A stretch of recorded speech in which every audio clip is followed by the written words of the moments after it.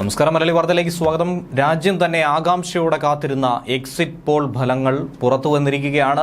പ്രധാനപ്പെട്ട ന്യൂസ് ഏജൻസികൾ നടത്തിയിരിക്കുന്ന ഈ എക്സിറ്റ് പോൾ ഫലങ്ങളെക്കുറിച്ചുള്ള ചർച്ചകൾ തന്നെയാണ് ഈ മണിക്കൂറിൽ പുറത്തു വന്നിരിക്കുന്നത്. 6 മണിക്ക് അവസാനഘട്ട തിരഞ്ഞെടുപ്പ് കൂടി അവസാനിച്ചതിന് ശേഷം 6:30-ക്കാണ് ഫലങ്ങൾ പുറത്തുവിട്ട് തുടങ്ങിയത്.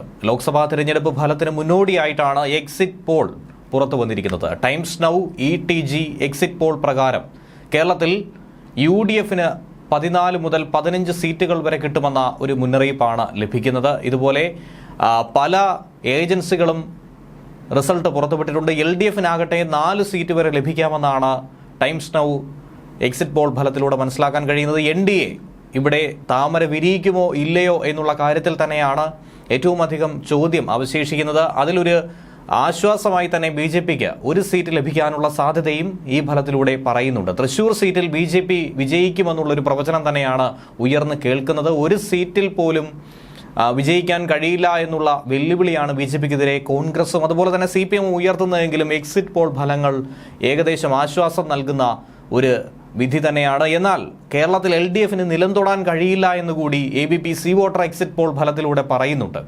എന്നാൽ BJPക്ക് കൂടുതൽ സീറ്റുകൾ ലഭിക്കാൻ അതൊരു സാധ്യതയാകുമെന്ന് തന്നെയാണ് പറയുന്നത്. എന്നിരുന്നാലും ആകെ മൊത്തത്തിൽ പുറത്തു വന്നിരിക്കുന്ന എക്സിറ്റ് പോൾ ഫലത്തിൽ കേരളത്തിൽ BJP അക്കൗണ്ട് തുറക്കുമെന്ന രീതിയിലുള്ള സൂചനകൾ പുറത്തു വരുന്നുണ്ട്. കാരണം ABP സി വോട്ടർ സർവേ ഫലം അനുസരിച്ച്, എക്സിറ്റ് പോൾ ഫലം അനുസരിച്ച് UDFന് 17 മുതൽ 19 സീറ്റ് വരെ ലഭിക്കാൻ സാധ്യതയുണ്ട്.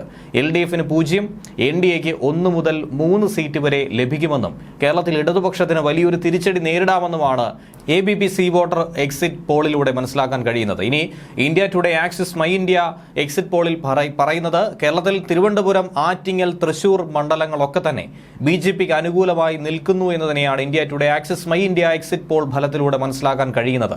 കേരളത്തിൽ NDAക്ക് വോട്ട് വർധനവും ഇതോടൊപ്പം തന്നെ പ്രവചിക്കുന്നുണ്ട്. LDFന് 29% വോട്ട് വർധനവും UDFന് 41% വോട്ട് വർധനവും പ്രതീക്ഷിക്കുന്നുണ്ട്. UDFന് 17 മുതൽ 18 സീറ്റുകൾ വരെ ലഭിക്കുമെന്നും LDF ഒരു സീറ്റിൽ ഒതുങ്ങേണ്ടി വരുമെന്നും കഴിഞ്ഞ തവണത്തെ പോലെ തന്നെ സംഭവിക്കുമെന്നും NDAക്ക് 2 മുതൽ 3 സീറ്റ് വരെ ലഭിക്കാമെന്നും ആ ലഭിക്കാൻ പോകുന്ന സീറ്റുകളിൽ ഉറപ്പായ ഗ്യാരണ്ടീഡ് സീറ്റുകൾ എന്ന് പറയുന്നത് തിരുവനന്തപുരവും തൃശ്ശൂരും ആറ്റിങ്ങലും തന്നെയാണെന്നാണ് പ്രവചിക്കപ്പെടുന്നത്. ഇനി India TV CNX exit poll ഫലത്തിൽ UDFന് 13 മുതൽ 15 സീറ്റുകൾ വരെയും LDFന് 3 മുതൽ 5 സീറ്റ് വരെയും NDAക്ക് 1 മുതൽ 3 സീറ്റുകൾ വരെയും ലഭിക്കും എന്ന് തന്നെയാണ് ഇതിൽ പ്രവചിച്ചിരിക്കുന്നത്.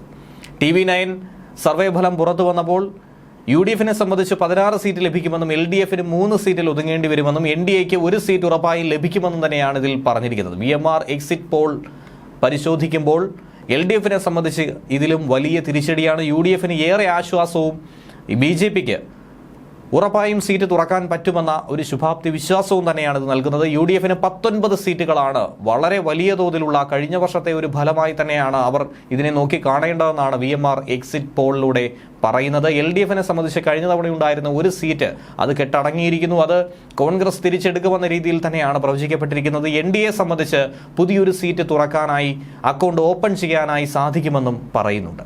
ന്യൂസ് ഡെസ്ക് മലയാളി വാർത്ത.